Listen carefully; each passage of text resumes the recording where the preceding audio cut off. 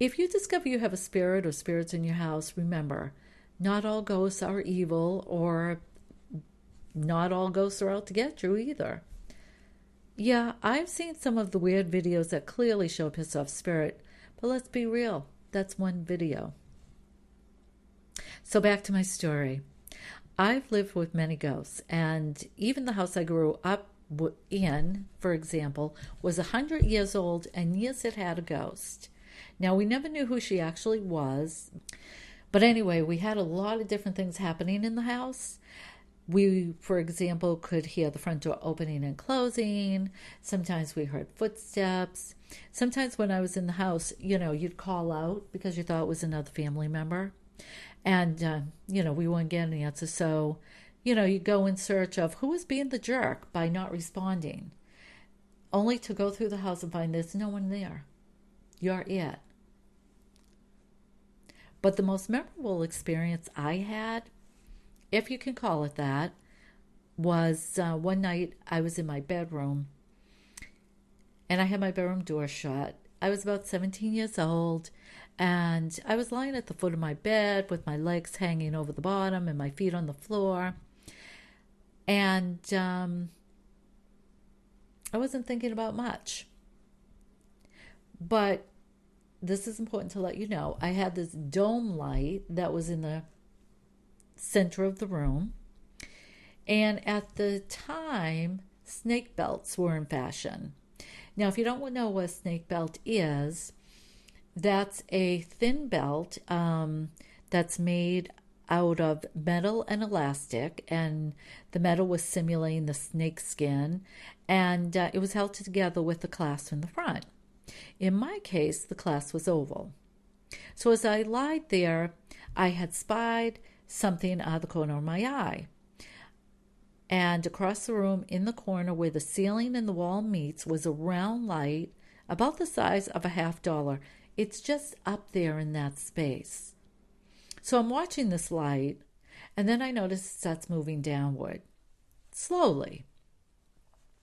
So I'm staring at it and wondering why it's moving or what's causing it to move, more to the point.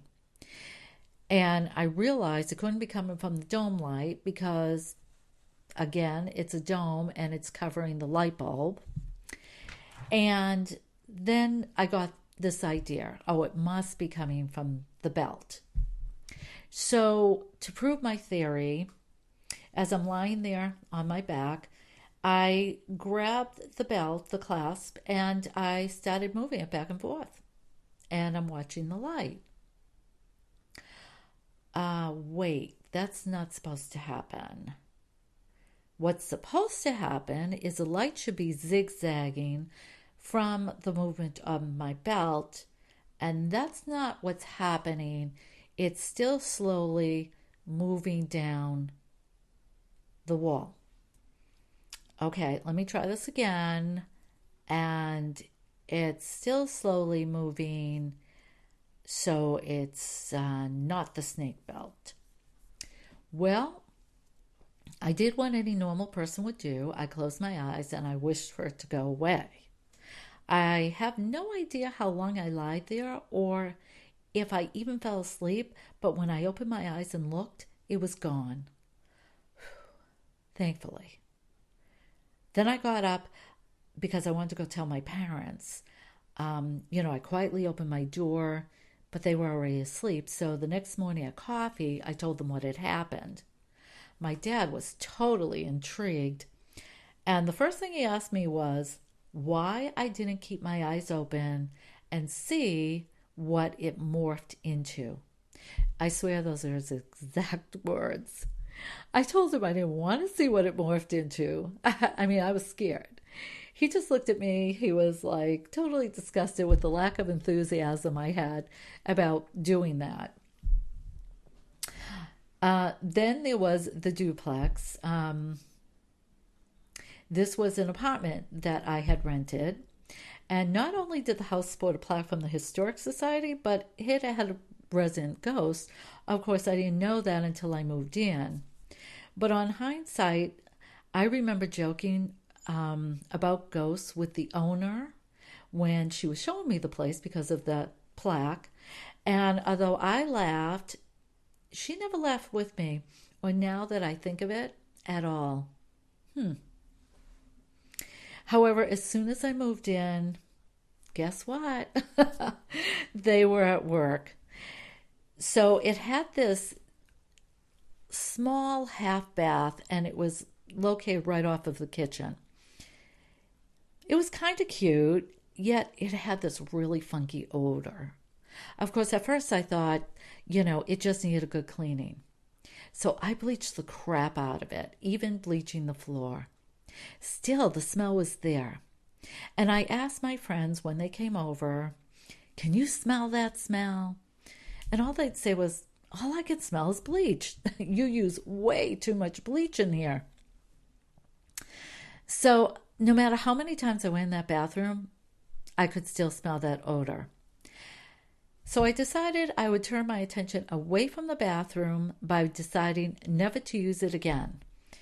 And Spirit decided to catch my attention another way.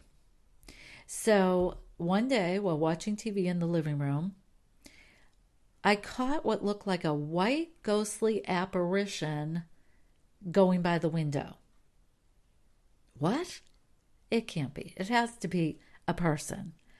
I dashed to the next window to look, and the figure wasn't there. And then I went back to the other window, thinking they turned around, and they had simply vanished. Now, with these two windows, there was really no place to go. Okay. I shook it off because it's outside, no big deal. I don't know what I saw, whatever. However, I guess that decision made Spirit decide to move the party indoors, because now when I was watching TV, I would hear what sounded like someone jumping off a bed right overhead. The room directly above was a spare bedroom, and the only thing I had in it were boxes where I stored my extra stuff. Every time I heard the bang, I raced up the stairs. I don't know what I expected to see, but when I got there was nothing. Not one box toppled over, not one box moved, nothing was out of place. Yet this became a pretty common occurrence. All that was fine. I just accepted it, except for the creepy stairway. So the stairway to get upstairs, it was enclosed on both sides all the way up. And it was really creepy. I felt like someone was watching me, either when I was going up or when I was going down. I did not like this space whatsoever. And needless to say, I moved pretty quickly on those stairs, because I can tell you this, I never, ever, ever wanted to ever be stuck on them. Of course, when I listened to music, the dial on the receiver magically moved. After the first time, I just knew. So to test my theory, I yelled, "Put it back!" And like magic, it went back to where I had it. So every time it would go off, I would do my yell, and it would go back. And it didn't take me long to discover it was actually a little boy in spirit who was about 8 or 9, and he was the one creating all the shenanigans. I was cool with him, but at times, honestly, I wanted to kill him, because his favorite pastime was to play tricks on me. One thing he liked to do was move my nail polish. Of course, he always liked to pick the shade that I was planning on wearing. Once it took me a week to find the bottle. He had taken it off my bureau and had placed it in a basket where I keep my hair accessories that was on top of the medicine cabinet in the bathroom. But the topper at that place was this. One night, it was early evening, and my partner and I, at the time, had had an argument. Not a big deal. We stayed away from each other for the rest of the night and went to bed at separate times. He went to bed before me. After I got into bed, lied down and settled in, I started hearing banging. Sitting up, I listened. What was it? I could hear it coming from downstairs, And as I listened, I realized it was the kitchen cabinet doors slamming open and shut. I turned over. I was totally scared, and I whispered, "Are you awake?" "Yes." "Oh my God, he heard it too." "Are you going to go downstairs?" He flat out refused. How does someone do that? Well, I wasn't going down. I wasn't getting out of bed. Then it stopped as suddenly as it started, and everything went quiet. Okay, now I chewed on my lower lip. I was listening for what felt like forever. Nothing. Convinced now it was all over, I lied down and pulled the blanket up under my chin, closing my eyes. And just as I was dozing off, I heard my name whispered loudly in a voice I didn't recognize in my ear. "Diane." It was so close it could have been a breath away. My eyes flew open and I bolted upright. If I was a cat, I'd be sticking to the ceiling. It was Spirit, all right. Only it wasn't my little boy. And to this day, I have no idea who it was. But he knew me, and that honestly freaked me out. So the takeaway from that experience is that I realized that the activity, the argument, the negative energy that lingered between me and my partner was probably what caused or created, the activity. I had an apartment in Boston, and it harbored not one but several ghosts bent and determined to communicate with me. I wanted no part of them. I was 21, and honestly, I didn't give a crap about them. I did not want to chat with any ghosts. I wanted to go out with my friends and enjoy life. At times, I thought it just wasn't fair. All my friends had to worry about was someone breaking into the house. I always had to worry about who was already there when I got home. And you know who was there? I swear they were there just about every night. They liked to hang out in the kitchen, which was a problem because the kitchen was at the back of the house. And no, that's not the problem with being at the back of the house. What the problem was that my bedroom was an added-on room. And of course, they added it on at the back of the house, so you had to go through the kitchen to get to my bedroom. Yippee! And the bathroom